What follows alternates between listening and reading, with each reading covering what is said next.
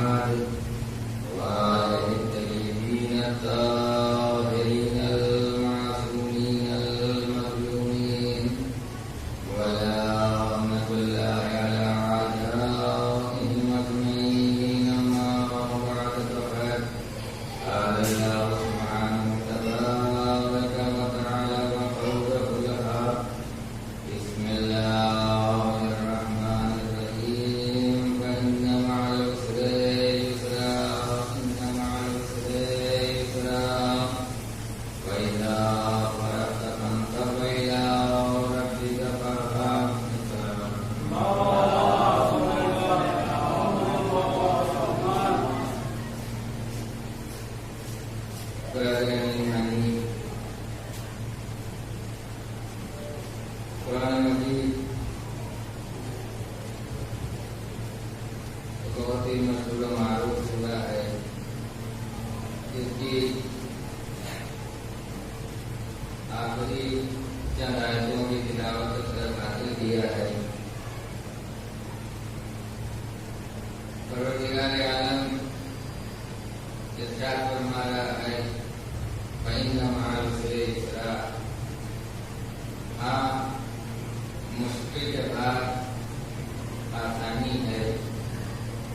إِنَّ مَعَ الْعُسْرِ يُسْرًا، مصیبت کے بعد تکلیف کے بعد راحت ہے۔ پروردگار عالم کا یہ کہنا کہ مشکل کے بعد آسانی ہے، تکلیف کے بعد راحت ہے، مصیبت کے بعد راحت ہے، دنیا کے جتنے بھی مذاہب ہیں ان کو مذہب کہا جاتا ہے، تو دنیا کا کوئی مذہب ایسا نہیں ہے کہ جس نے اپنے ماننے والوں سے یہ وعدہ کیا ہو کہ تم اگر کسی مصیبت میں گرفتار ہوگے، کسی مشکل میں گرفتار ہوگے، تو ہم وعدہ کرتے ہیں کہ مشکل کے بعد آسانیاں ہوں گی، تکلیف کے بعد راحت ہوگی۔ تمام مذاہب اور ادیان کے درمیان میں صرف اسلام ایک ایسا مذہب ہے، اور قرآن ایک ایسی الہی کتاب ہے کہ جس میں اپنے ماننے والوں سے وعدہ کیا گیا ہے کہ ہر تکلیف کے بعد راحت ہے، ہر مصیبت کے بعد راحت ہے۔ عزیزان محترم، اس طرح کے حالات اس سال محرم میں رونما ہوئے، جو لوگ مجھ سے بہت بزرگ ہیں، اگر ان سے پوچھا جائے تو شاید ان کی زندگی میں اس طرح کے مشکل حالات اس سے پہلے کبھی پیدا نہ ہوئے ہوں۔ جس طریقے کی بیماری اور وبا پھیلی ہوئی ہے، اس سے تو کسی ایک طبقے کے لیے یا کسی ایک مذہب کے ماننے والے کے لیے نہیں بلکہ پوری انسانیت اور پوری دنیا کے لیے یہ بہت بڑی مصیبت ہے جو کورونا وائرس کی شکل میں پھیلی ہوئی ہے، وبا کی شکل میں۔ اب ان حالات میں جہاں بہت سی چیزیں بند کر دی گئی، جہاں بہت سی چیزوں کے اوپر پابندی لگا دی گئی، وہاں مذہبی پروگرام کے اوپر بھی پابندیاں عائد کی گئی ہیں، اور شاید اس میں مقصد ان کا یہی ہے حکومت کا، کیونکہ وہ کنٹرول نہیں کر سکتے، انتظام نہیں کر سکتے ہیں، اس لیے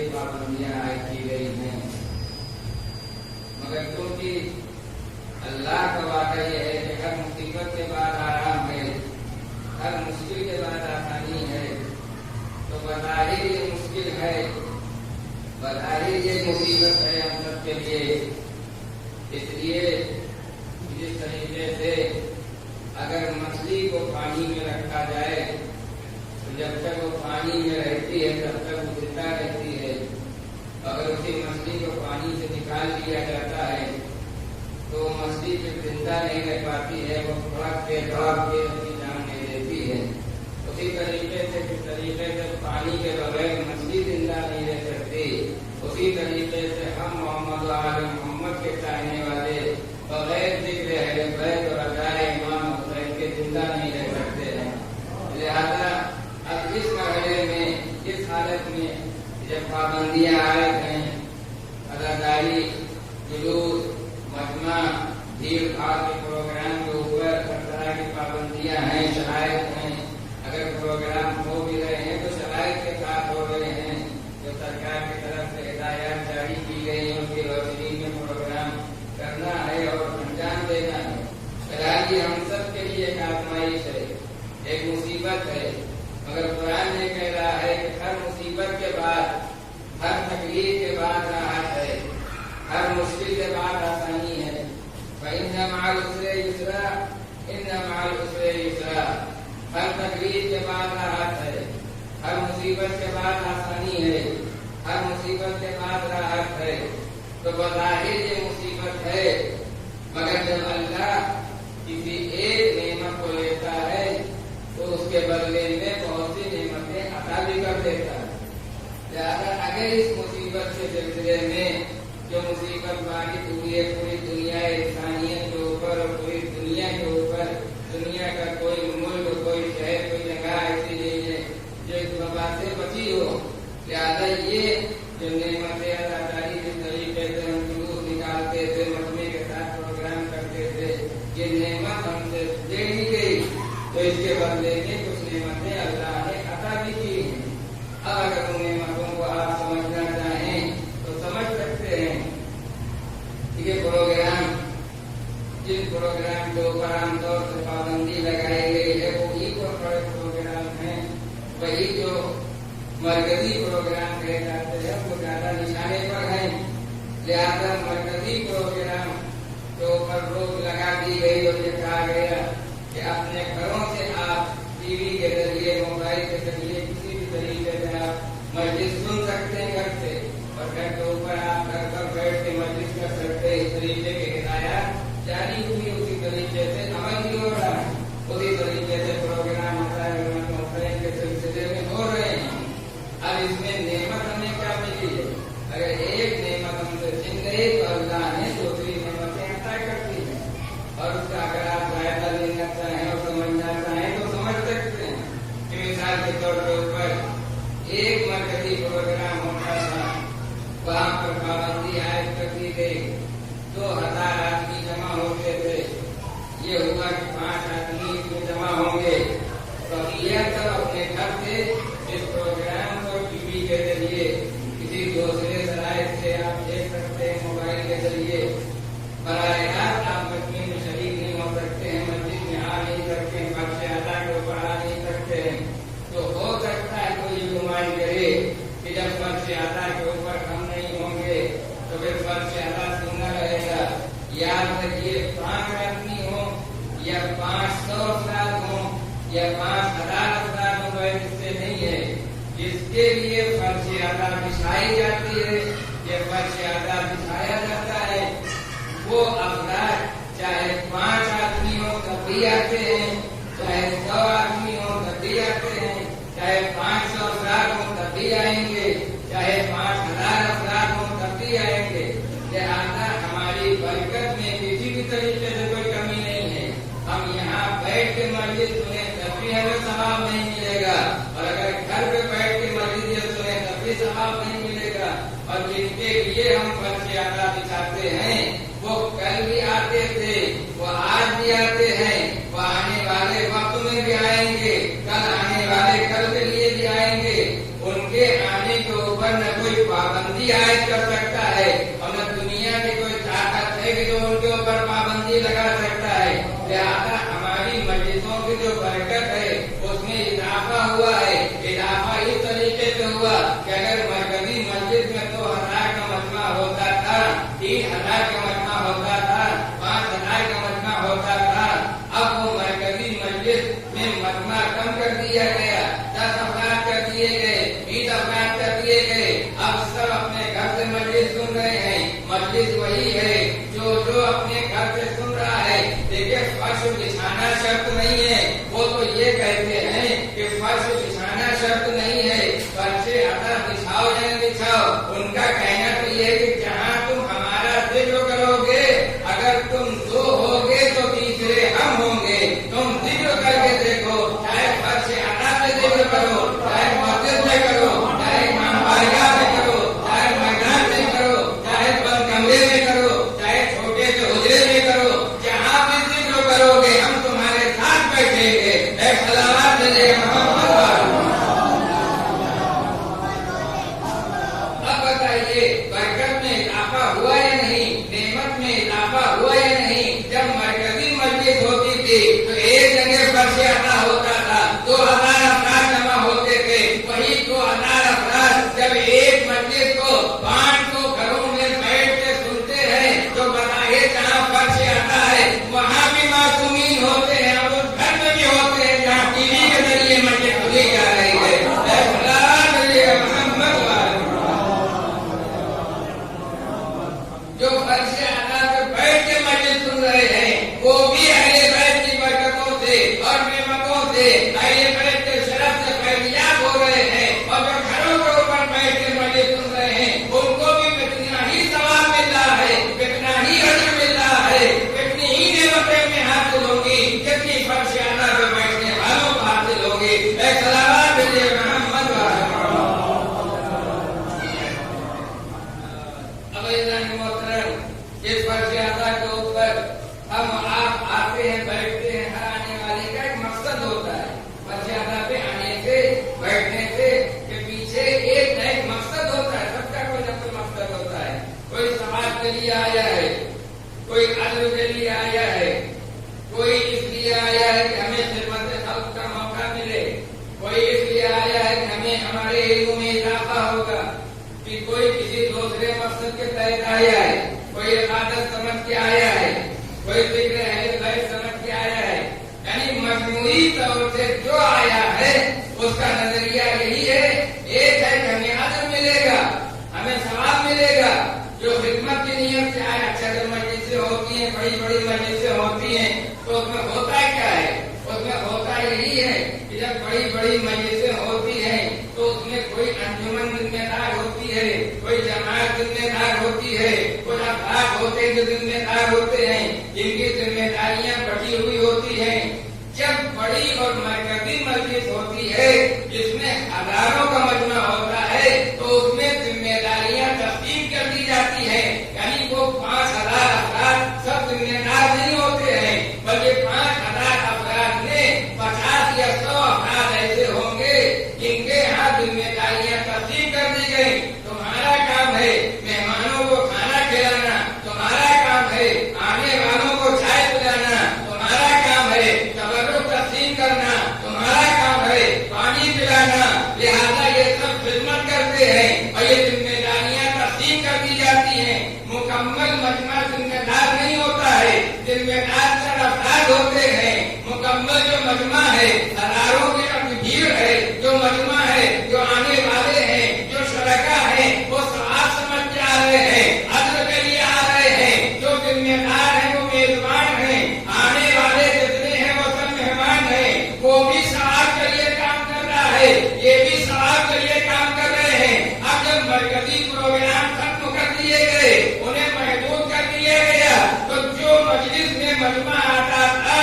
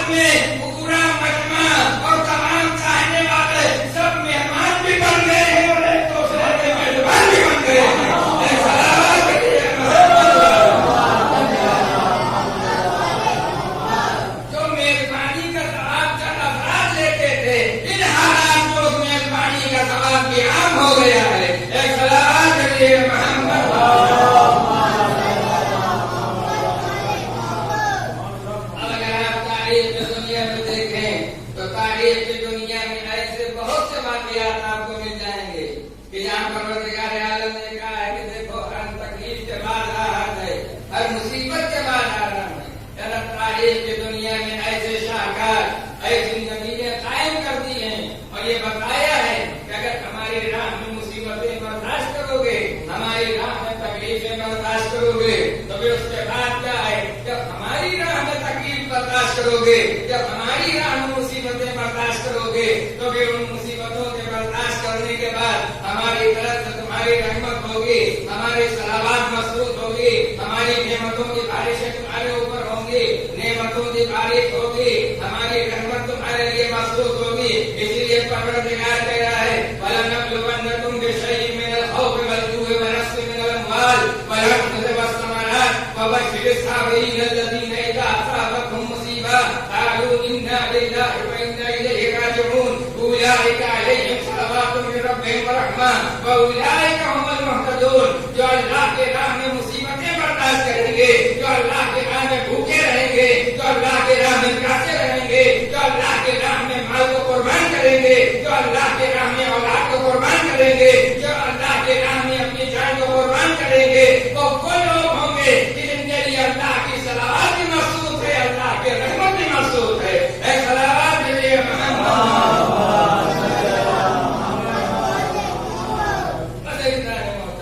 اگر تاریخ کی دنیا میں دیکھنا ہے تو تاریخ کی دنیا میں ایک نہیں ہزاروں مثال پیش کی جا سکتی ہے، مگر کیونکہ ہمیں وقت میں اتنی گنجائش نہیں ہے تو تمام چیزیں پیش کی جا سکیں. آپ جناب ابو طالب کی حیات طیبہ کو دیکھ لیں یا اس سے پہلے انبیاء کرام کی حیات طیبہ کو دیکھ لیں کہ جتنی مصیبتیں اور مشکلات دنیا والوں نے ان کے سامنے پیش کی، ان کے سامنے ان کے اوپر مشکلات کے پہاڑ توڑ دیے ہیں، مصیبتوں کے پہاڑ توڑ دیے ہیں. اس کا انجام کیا ہوا؟ اللہ نے اسی اعتبار سے ان کے سامنے آسانیاں پیدا کر دی ہیں، ان کے لیے مشکلات کو ختم کر دیا ہے، ان کے اوپر اپنے رحمتوں کا نزول کیا ہے. جناب یوسف کے بھائی جناب یوسف کو کنویں میں انہوں نے ڈھکیل دیا. برادران یوسف نے یہ سمجھ لیا کہ میرا بھائی ختم ہو گیا. جناب یوسف کو کنویں میں کیوں ڈھکیلا گیا؟ جو بھائیوں نے جناب یوسف کو ختم کرنے کی ٹھان لی تھی، اس لیے کہ باپ کی نگاہ میں جو یوسف کی عزت تھی وہ اور بھائیوں کی عزت نہیں تھی. ہونا تو یہ چاہیے تھا کہ برادران یوسف کو ہاتھ جوڑ کے جناب یعقوب سے کہنا چاہیے تھا کہ بابا اس فارمولے کا پتہ بتائیے جس فارمولے کے اوپر یوسف نے عمل کیا ہے، ہم بھی اس فارمولے کے اوپر عمل کریں اور جو حیثیت اس نے آپ کی نگاہ میں حاصل کی ہے وہی حیثیت، وہی مرتبہ، وہی رتبہ ہمیں بھی حاصل ہو جائے. برادران یوسف نے ایسا کچھ نہیں کیا، جناب یوسف کو کنویں میں ڈھکیل دیا. دنیا کا دستور یہ ہے کہ جب کوئی انسان صاحب کمال ہوتا ہے تو تاریخ ہے دنیا کی، کوئی انسانیت کی تاریخ ہے، انبیاء کی تاریخ ہے، معصومین کی تاریخ ہے، اسے اٹھا کے دیکھ لیجیے کہ دنیا میں جب بھی کوئی انسان صاحب کمال ہوتا ہے تو اس صاحب کمال کو راستے سے ہٹانے کی کوشش کی جاتی ہے. راستے سے ہٹانے کی کوشش کیوں کی جاتی ہے؟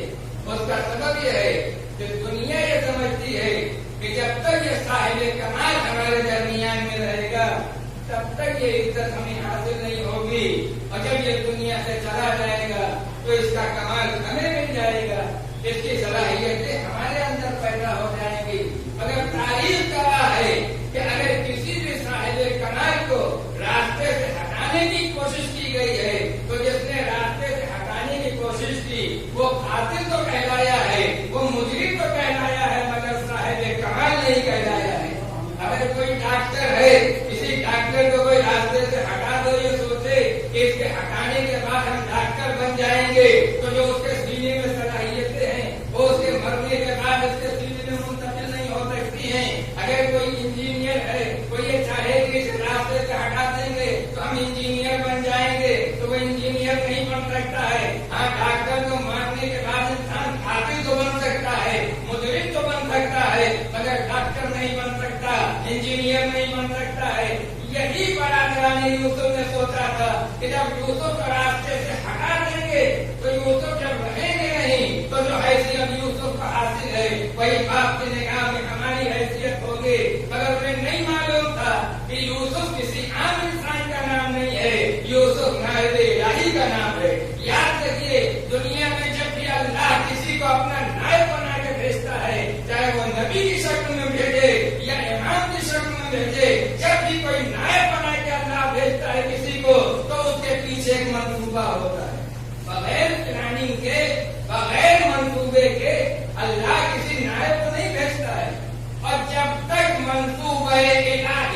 مکمل نہیں ہوگا اس وقت تک دنیا کی کوئی طاقت کسی نائب الہی کو راستے سے ہٹا نہیں سکتی.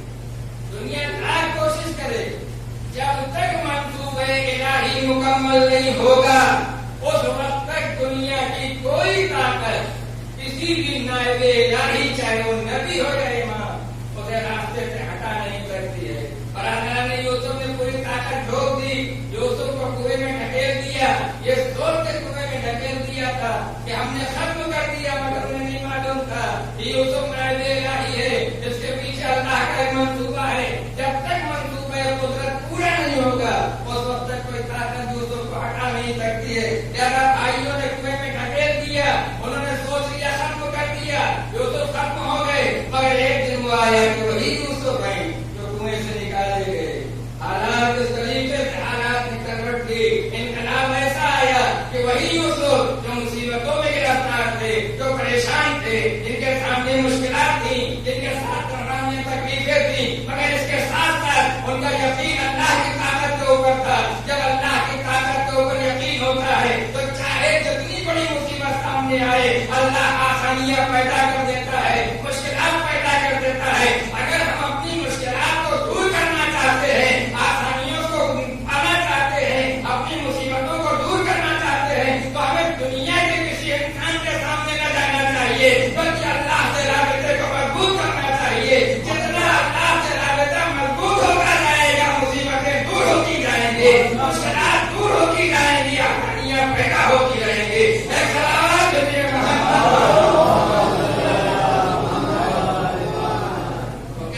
ہماری رحمت سے مایوس نہ ہو. دیکھو ہماری رحمت سے مایوس ہونے کی ضرورت نہیں ہے. ہم تمہارے گناہوں کو بخش دیں گے ہم تمہارے کل گناہوں کو بخش دیں گے. جب پروردگار خود قرآن مجید میں کہہ رہا ہے ذرا مایوس نہ ہو. وہ یہ کہہ رہا ہے کہ مصیبتوں کے بعد راحت ہے تکلیف کے بعد آسانیاں ہیں. جناب یوسف کی مثال جو میں نے دی وہ آپ کے سامنے ہے کہ بھائیوں نے کنویں میں ڈھکیل دیا. ایک منزل پر آئے گی کنویں سے نکالے گئے. جب کنویں سے نکل کے گئے عزیز مصر تک پہنچے. جب عزیز مصر کے دربار میں پہنچے تو پھر جناب یوسف کو رتبہ حاصل ہوا وہ مرتبہ حاصل ہوا کہ جن بھائی کو بھائیوں نے کنویں میں ڈھکیلا تھا یہی یوسف جب بادشاہ مصر بنے تو وہی بھائی ہے جو یوسف کے سامنے ہاتھ پھیلائے ہوئے کھڑے تھے. میں کہوں گا پالنے والے برادران یوسف کے ہاتھوں کو یوسف کے سامنے کیوں پھیلوا دیا. اجب نہیں پروردگار جواب دے میں نے ان کے ہاتھوں کو ان کے سامنے اس لیے پھیلوا دیا ہے تاکہ انہیں اپنی ناکامی کا پورا پورا احساس ہو جائے اور یہ پتا چل جائے کہ جو نائب الہی ہوتا ہے اس وقت تک کوئی راستے سے نہیں ہٹا سکتا ہے جب تک ہمارا منصوبہ پورا نہیں ہوگا. ایک سلام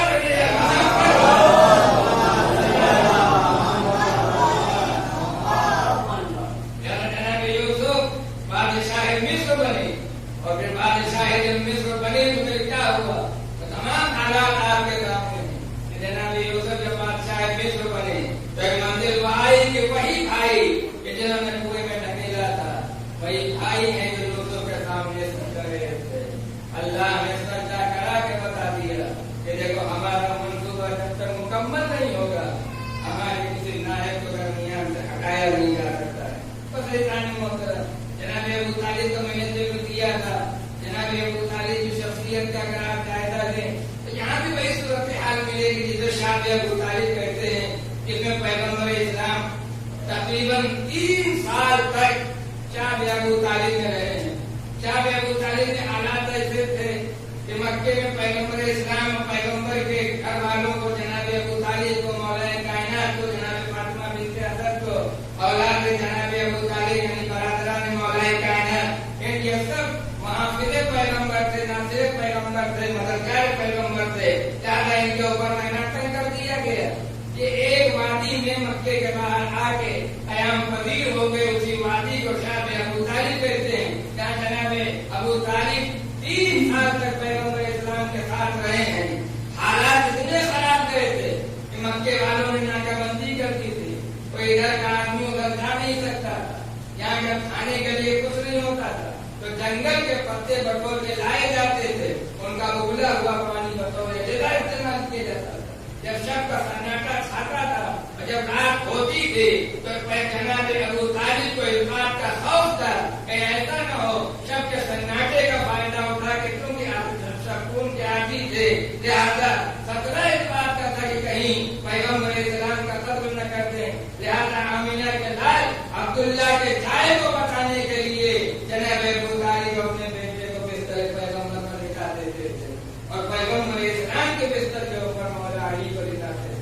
اور یہ عمل کب تک رہا؟ ایک دو دن تک نہیں بلکہ 3 سال تک یہ عمل انجام دیتے رہے. یعنی کم سے کم 1000 راتوں تک مولا علی اس جذبے کے ساتھ پیغمبر اسلام کے بستر کے اوپر لٹائے گئے کہ میرا لال قتل کر دیا جائے مگر آمینہ کا لال محفوظ رہے, عبداللہ کا سایہ محفوظ رہے. اب سوال یہ پیدا ہوتا ہے اتنی بڑی مصیبت ناکہ بندی ہے, کوئی جا نہیں سکتا ہے, جنگل کے ابلے ہوئے پتوں کا پانی جو ہے وہ بطور غذا استعمال کیا جا رہا تھا, پتے ابالے جاتے تھے, ابلا ہوا پانی بطور غذا استعمال کیا جاتا تھا. اتنی مصیبتیں تھیں مگر اس کے بعد پھر آسانیاں کیسے پیدا ہوئی, آسانیاں اس طرح پیدا ہوئی کہ جس ابو طالب نے اتنی بڑی قربانی پیش کی تھی اسی ابو طالب کی نسل میں قیامت تک کے لیے اللہ نے امامت کو مخصوص کر دیا ہے اور یہ بتا دیا ہے کہ جو ہماری راہ میں مشکلات کو جھیلے گا, مصیبتوں کو برداشت کرے گا, ہم اسی کے لیے آسانیاں پیدا کریں گے. ہماری رحمتیں اس کے لیے ہوں گی, ہماری صلاحات اس کے لیے مخصوص ہوگی. اور اس طریقے سے رحمتوں کا نزول ہوا ہے جناب ابو طالب کی ذریت طیبہ کے اوپر اور خانواد ابو طالب کے اوپر جس کی نظیر نہیں مل سکتی ہے. پیغمبر اسلام کے بستر کے اوپر مولا علی کو کم سے کم 1000 راتوں تک لٹایا گیا. 1000 راتوں تک پیغمبر اسلام کے بستر میں مولا علی لیٹے ہیں اس نیت کے ساتھ میرا بیٹا ختم ہو جائے, آمینہ کا لال زندہ رہے, عبداللہ کا سایہ زندہ رہے, اللہ کا رسول زندہ رہے. اب اس عمل کی بلندی کیا ہوگی, اس نیت کی عظمت کیا ہوگی, یہ تو قرآن بتائے گا. یہ ہم آپ فیصلہ نہیں کر سکتے ہیں, یہ قرآن بتائے گا کہ اس عمل کی حیثیت کیا ہے. کیا جب قرآن کا جائزہ لیا گیا تو قرآن ایک واقعے کو نقل کر رہا ہے, قرآن ایک واقعے کو پیش کر رہا ہے. اب واقعہ کیا ہے؟ حضرت ابراہیم جناب اسماعیل کو قربان کے لیے لے گئے. جب قربان کے لیے حضرت اسماعیل کو لٹایا گیا اور چھری رکھ دی گئی تو پورا واقعہ آپ کو معلوم ہے, تفصیلی واقعہ نہیں پیش کرنا, صرف جس چیز کی طرف کہیں تو آپ کے موڑ میں لے جانا ہے اس واقعے کا جو اصل نچوڑ ہے وہ پیش کرنا ہے کہ جس وقت جناب اسماعیل لٹائے گئے قربان گاہ میں حضرت ابراہیم کی آنکھوں کے اوپر پٹیاں بندھی ہوئی تھی, چھری گھڑے کے اوپر رکھی, ادھر چھری رکھی, دمبا آیا, اسماعیل بچ گئے, دمبا ذبح ہو گیا. اب سر بتائیے ذبیح کون ہوا؟ ذبیح کسے کہا جائے گا؟ ذبیح اسماعیل کو کہا جائے گا یا ذبیح دمبے کو کہا جائے گا؟ عملی طور سے حضرت اسماعیل ذبح نہیں ہوئے, عملی طور سے وہ دمبا ذبح ہوا ہے جس کو اللہ نے بھیجا تھا. مصلحت پروردگار کا تقاضا یہ تھا کہ اسماعیل بچ جائیں. یہ دمبا فدیہ قرار پایا, اسے ذبح کر دیا گیا. جناب اسماعیل ابراہیم کی چھری جو چلی وہ دمبے کی گردن کے اوپر چلی, حضرت اسماعیل محفوظ رہ گئے. اس کی مصلحتیں کی اسباب تھے, وہ تمام تفصیلات نہیں بیان کی جا سکتی ہیں. لہٰذا ذبیح جو ہے یعنی ذبح ہونے والی شے جو ہے وہ دمبا ہے. جناب اسماعیل ذبیح نہیں ہے, آپ ذبح نہیں ہوئے, مگر آج تک عالم اسلام جناب اسماعیل کو ذبیح اللہ کہتا ہے. سوال یہ پیدا ہوتا ہے اسماعیل ذبیح اللہ کیسے ہو گئے؟ تو عالم اسلام جواب دے گا اسماعیل ذبیح اللہ اس لیے ہے کہ ابراہیم نے چونکہ نیت کر لی تھی, لہذا نیت کی بنیاد کے اوپر اسماعیل کو ذبیح اللہ کہا جاتا ہے. اس لیے کہ اگر دمبا نہ آتا تو اسماعیل ذبح ہو جاتے. وہ تو مصلحت پروردگار تھی کہ دمبا آ گیا. لہذا جب باپ کی نیت کی بنیاد کے اوپر اسماعیل کو ذبیح اللہ کہا جا سکتا ہے تو جو بیٹا کسی ایک لمحے کے لیے قربان گاہ میں لٹا دیا جائے ذبح کی نیت سے راہ خدا میں, وہ بیٹا ذبیح اللہ ہو جائے تو پھر اس بیٹے کی رفعت کیا ہوگی, اس کی بلندی کیا ہوگی. تو ایک لمحے کے لیے نہیں, ایک دن کے لیے نہیں, ایک رات کے لیے نہیں, بلکہ مسلسل 3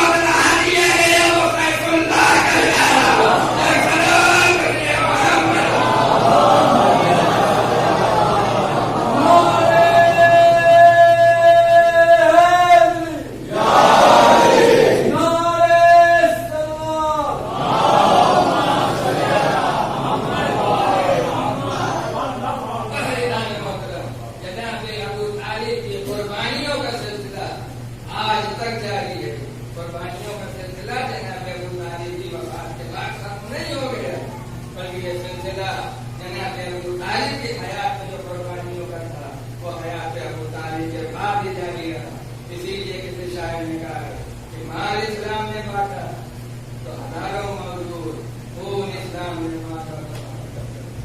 आलम इस्लाम से सवाल, आलम इस्लाम बताए कि जमीन करबला के ऊपर जो सीने अली अकबर से खून बहा, ये खून किसका है?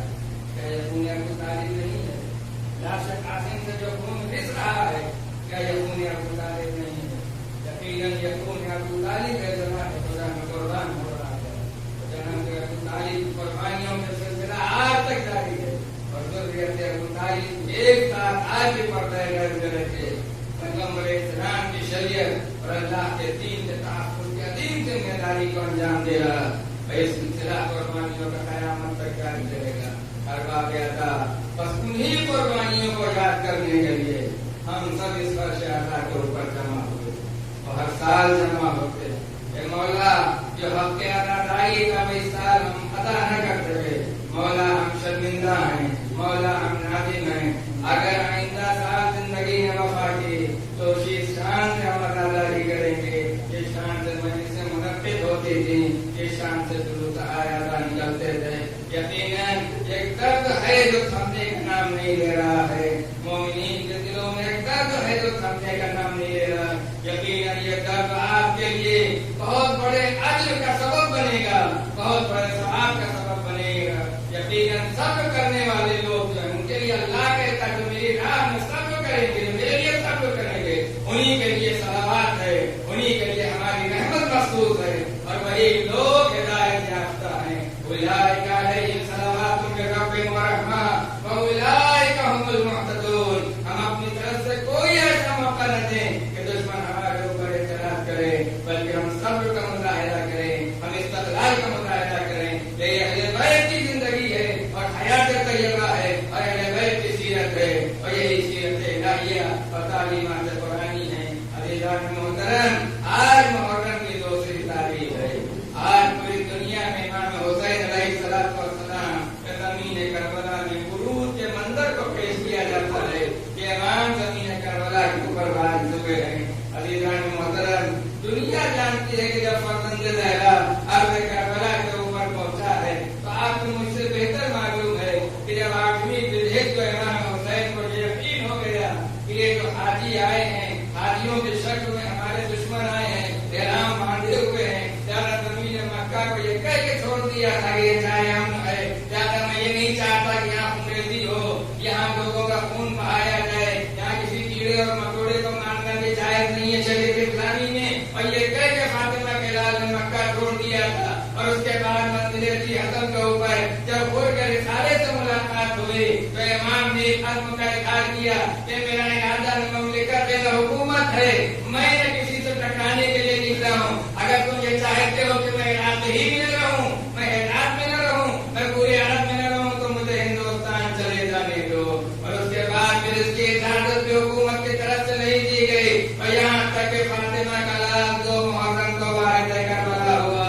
इधर हुसैन ज़मीन करबला में वारिद हुए, नरगे आटा में गिर गए, दुश्मनों के हुजूम में गिर गए, दस्ते पे दस्ते आने लगे, रिसाले पे रिसाले आने लगे, दुश्मन के ऊपर दुश्मन जमा होने लगे, लश्कर जमा होने लगे, फौज की टुकड़ियां आने लगी। अभी तो फातिमा का लाल जब अर्ज़ करबला के ऊपर पहुंचा है तो जिस फरस के ऊपर इमाम सवार थे, इमाम का हस्बे बावफा ज़मीन करबला से आगे न बढ़ा। कई मरतबे इमाम ने कोशिश की कि राहवार आगे बढ़ जाए मगर राहवार न बढ़ा। तारीख गवाह है कि फातिमा के लाल ने 7 घोड़े तब्दील किए मगर किसी घोड़े ने कदम आगे न बढ़ाए। आखिर में इमाम ने उस जमीन का नाम पूछना शुरू किया, इसका नाम क्या है? किसी ने कहा शख्ते फरात कहते हैं, किसी के ने कहा महनवा कहते हैं। इमाम बार बार पूछते थे कोई और नाम है तो किसी ने बढ़ के कहा मौला इसे करबो बला भी कहते हैं। हुसैन ने आवाज दिया, अब्बास ख़ैमे नस्ब करो, हमारी मंजिल आ गई है। अभी तो जब ख़ैमे नस्ब होने लगे तो जनाब अब्बास ने आगे कहा मौला ख़ैमे फरात के किनारे नस्ब किए गए, ख़ैमे फरात के किनारे नस्ब किए गए। बीवियां खैमों में आई, अज़ीज़ान मोहतरम जब सैलानियां खैमों में आ गई तो इमाम हुसैन ने सवाल किया مالک کون ہے؟ بنی اسد نکل کے آئے گے